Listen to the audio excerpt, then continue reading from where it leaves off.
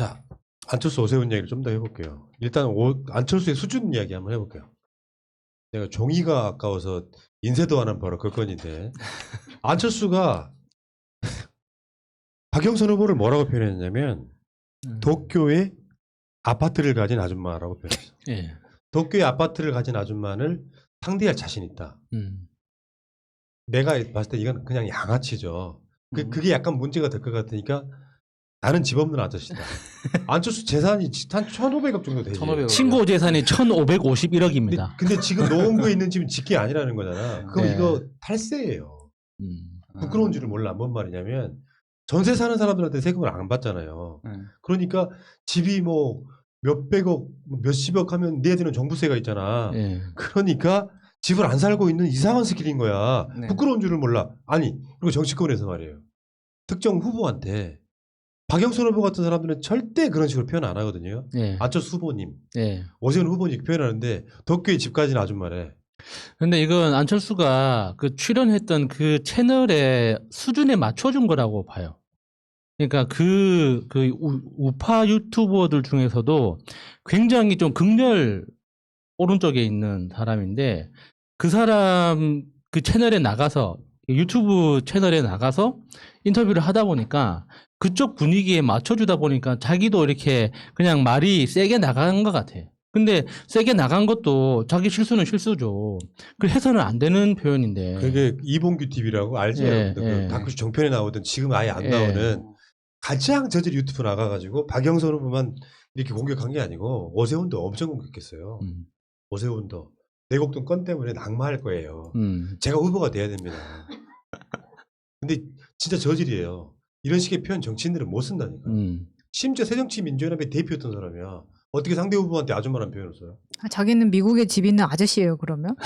되게 웃기는 게 본인도 지금 불과 몇 년 전에 그런 의혹이 있었어요. 안철수 후보의 딸이 월세 최대 1,600만 원 아파트 미국에서 거주하고 있다. 월세가요? 월세가. 그런 집이 있어요? 그러니까 호 아파트에서 살고 있다. 근데 그게 안랩의 미국 법인의 지원으로 거기서 그렇게 살고 있다. 뭐 직원 형식으로 등록이 돼서 그런 의혹이 있었던 사람이 이런 말을 어떻게 하냐고요. 정말 놀랍습니다. 이제 충격을 받아가지고 말이 잘 안 나오네요. 월세가 1,600만 원이라고? 아이고, 1년치 월세가 아니고? 미국이면 충분히 많으니까요. 가능하죠. 네. 네, 지난번에도 안철수가 그게 실제로 어떤 내용인지 확인을 안 하고 괜히 또 기자회견이나 이런 데서 인터뷰에서 얘기했다가 똥볼 찬 적이 있었는데 사실 안철수 이번에도 그 도쿄에 집 가진 아줌마, 도쿄에 집 가졌다 이 부분 어떤 얘기인지 내용을 확인을 안 해보고 얘기를 했지 않았을까 안철수 입장에서. 생각해보니까 팔았는데. 네. 지금 안 갖고 있잖아. 아니 그리고 그거는 주거용이었잖아요. 투자용도 아니고. 그러니까 안철수는 지금 머리를 실거주. 쓴 건데 지난번에도 사실관계를 정확하게 파악을 안 하고 말을 하다 보니까 실수를 막 계속 저지릅니다. 근데 지금 이 사람이 생각할 땐 이런 거 아니었을까 싶어요. 딴에는 생각을 한 거야. 그리고 저는 안철수 대인배라고 생각해요. 네. 유선전화 그것도 포기했고요. 진짜 대인배고 저는 꼭 후보 됐으면 좋겠다고 생각하는 사람이어서 말씀을 드리는데 단독 신민 안철수 지지. 캠프 들어가. 나 신문에 나가면 좋겠다. 내 이름. 그런데 이게 사실 이번 선거에서 보궐선거에서 맨 처음에 코로나로 싸움이 시작이 됐는데 이 코로나의 가짜 정보는 이제는 아무리 뿌려도 소용이 없는 상황이 됐어요. 문재인 정부의 스크래치가 안 나요. 그래서 부동산 이슈로 이렇게 넘어왔습니다. 자연스럽게. 넘어왔는데 여기서 이제 LH 사태를 가지고 쟤들이 또 한 건 잡았다 생각을 했는데 이번 여론조사 해봤죠. 해보니까 뭐래. 국민들이 이 LH 사태는 문재인 정부가 만든 사건이 아니라 예전부터 고질적으로 있었던 문제이고 LH 직원이 1만 명인데 그 1만 명의 가족과 친지 지인들까지 생각하면 얼마나 많은 사람들이 LH 사람들이 그런 짓을 하고 있는지를 알고 있겠는가. 그래서 이건 문재인 정부의 책임이 아니다 이런 식으로 여론이 지금 형성이 됐어요 이미. 그리고 이제 여기 코로나 실패했죠 쟤네가. 두 번째 LH 실패예요. 그 다음 이제 세 번째 간 게 LCT의 문제하고 내곡동 문제하고 이런 게 터진 거야. 이런 게 터졌는데 이게 국민의힘이 이제 이건 국민의힘이에요. 이거는 안철수고 이건 민주당이야.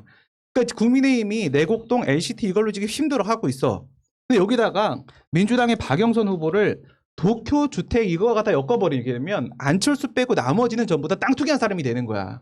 그 거기다 이제 박영선 후보에 대해서 일본의 도쿄에 집 가진 아줌마 이렇게 해버리면 안철수 딴에는 생각한 거지. 아, 내가 이 한마디로 바둑에서 딱 여길 도왔고 전부 잡아먹었다. 대마를 잡았다.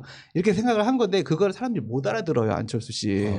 네. 근데 안철수는 진짜 이렇게 개념무 네. 정말 초딩처럼 이렇게 감정 표현을 자제하지 못하고 이제 되셨습니까? 이렇게 그러니까 개인배한테 그 기자회견 한번 영상 한번 보세요. 정말 배꼽 잡을 수밖에 없는 게 저게 정치인인가 싶은 사람인데 그러다 보니까 이제 그쪽 이봉규 같은 그 정말 그 쓰레기 저질 방송에 분위기에 입사해가지고 저는 도쿄에 집 가진 아줌마 이길 수 있습니다 이렇게 이야기하는데 정치 수준 좀 떨어지는 것 같고 진짜 얘는 그냥 바보인 것 같고요. 진짜 그 악은 오세훈일 것 같은데 일단 이 이야기 한번 할게요. 그 내곡동 관련해 가지고 2005년에 내곡동 그 땅의 공시지가가 평당 40만 원이었대요.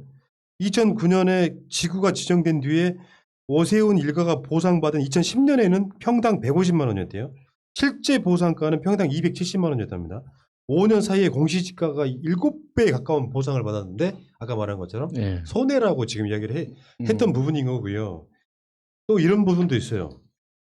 오세훈이 몰랐다 얘기를 하는데 내가 보기 굉장히 봐봐요. 2007년 오세훈이 지금 그 시장일 때예요. 3월 6일 날 오세훈 시장이 내곡지구 현장 시찰을 합니다. 2017년 그 3월 6일 날 오세훈 시장이 거기를 방문해 가지고 시찰을 해요. 2007년 2월 12일 날도 기록으로 지금 남아 있는 거야. 오세훈이 거기를 왔다 갔다는 기록이 남아요. 근데 그 땅을 몰랐다 그러는 거지. 그리고 알면은 본인이 사퇴한다 그랬잖아요. 사퇴해야겠네요. 네, 오세훈 그 말은 처음부터 끝까지 사실 다 거짓말이라고 봐도 됩니다.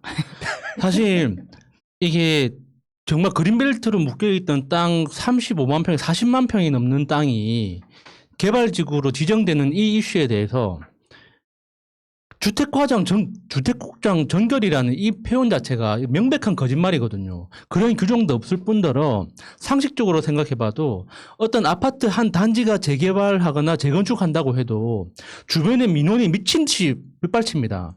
그러면은 그 시장이 그 구청장뿐만 아니라 시장까지 신경을 안 쓸 수가 없어요.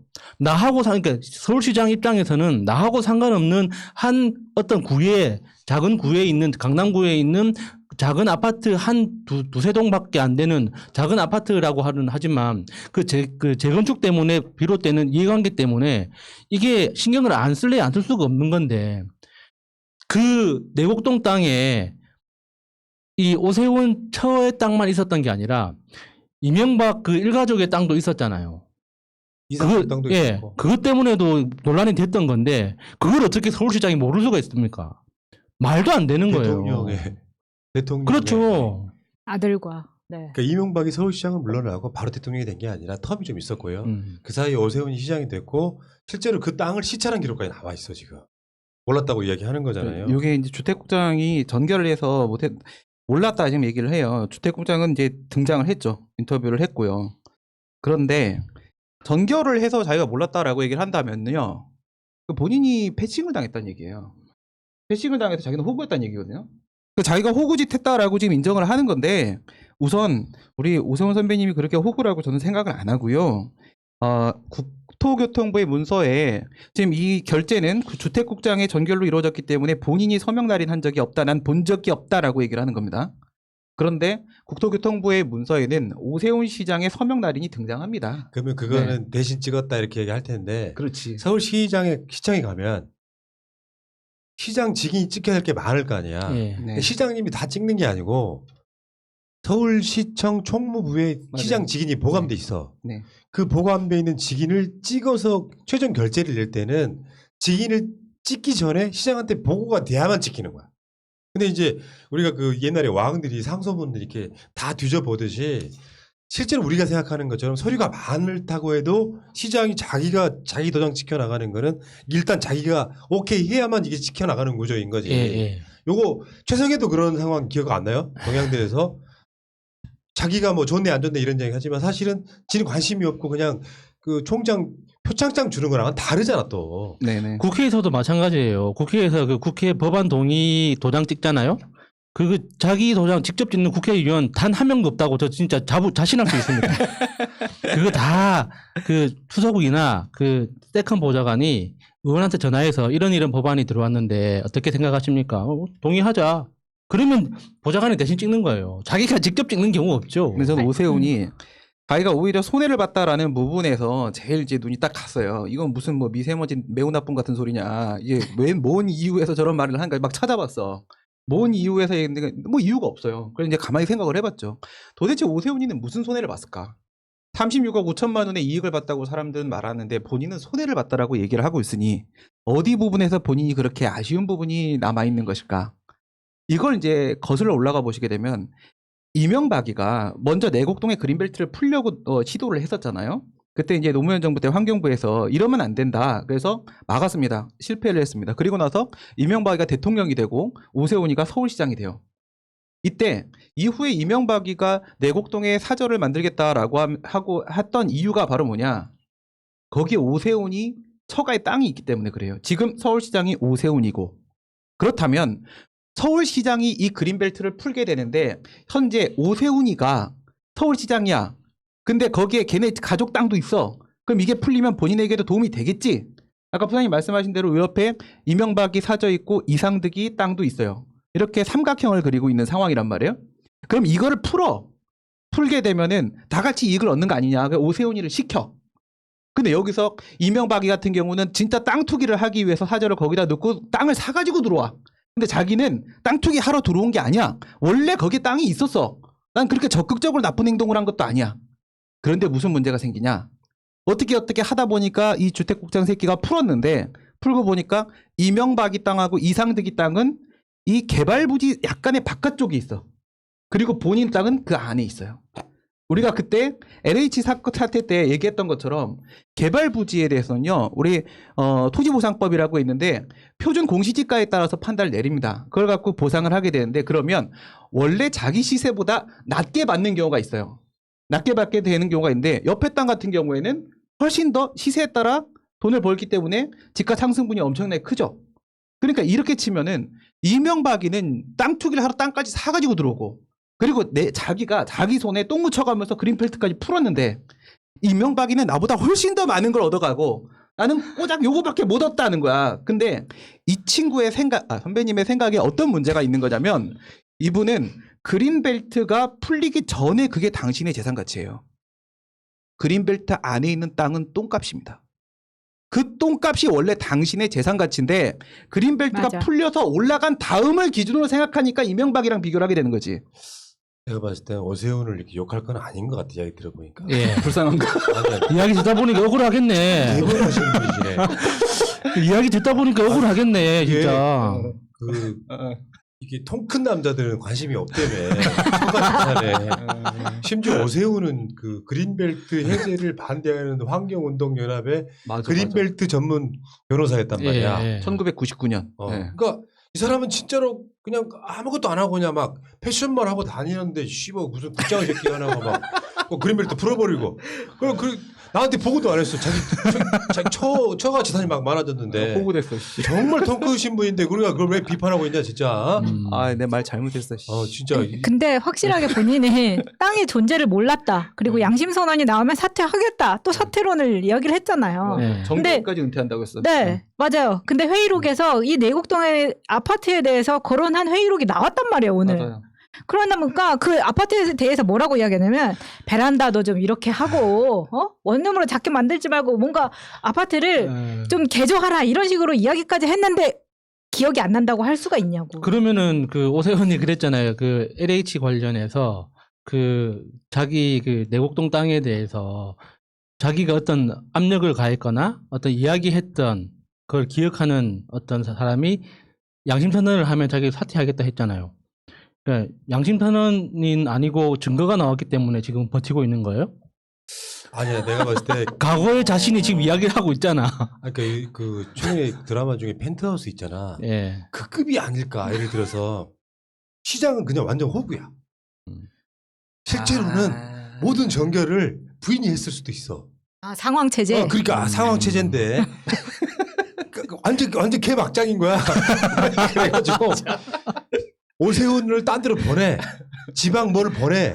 부인이 직접 와가지고 몰래 도장을 훔쳐다가 찍거나. 근데 그 국장이란 놈이 부인이 세운 사람인 거야. 이 사람은 환경운동연합 출신이고 그린벨트 해제를 반대하는 사람이야. 근데 부인이 국장과 짬짬이해가지고 밤에 서울시청에 막 잠입해가지고 도장 막 찍고 오세훈은 전혀 몰랐을 수도 있어. 땡땡없어 보면. 네, 그러니까 수도 오세훈을 우리가 있겠다. 의심하면 안 돼. 네, 안 돼. 이게 사실 이 문재인 주택국장이 이 2007년도에 서울시 주택국장으로 왔어요. 3급으로 승진해갖고 넘어왔어. 그리고 2010년도에 3년 뒤에 2급으로 승진을 했는데요. 그리고 딱 6개월 뒤에 1급으로 승진을 합니다. 했어. 근데 이때 이 승진할 때 이때 딱 이 그린벨트가 풀리고 보상심의위원회 의결이 끝날 때야. 그렇지만 오세훈은 몰랐어요. 알겠어요? 네, 그리고 이 내곡동에 이 임대주택 안 되고 그다음 보금자리 주택으로 들어가야 되는데 이 내곡동이 이렇게 있잖아요. 여기가 풀렸거든. 근데 바로 요 옆에가 딱 제일 적합한 부지였어요. 근데 여기 딱 자기 처간에 딱 여기를 푼 거예요. 여기가 원래 임대주택 이거 보금자리 딱 맞는 곳이거든. 여기가 이제 사람들이 그렇게 정책적으로 판단했는데 여기를 딱 풀었어. 그래도 우선은 모르는 거예요. 아니, 이거는. 그러니까 설마 네. 그린벨트 해제 전문 변호사가 그걸 자기가 했겠어요. 내가 봤을 때는 밤에 부인이 시장실 들어와서 자기가 결제한 거라니까. 그린벨트 그때 99년도에 해제하자고 헌법선 심판 청구 대리인으로 들어갔던 분이에요. 그린벨트 전문가인데 모를 리가 없어.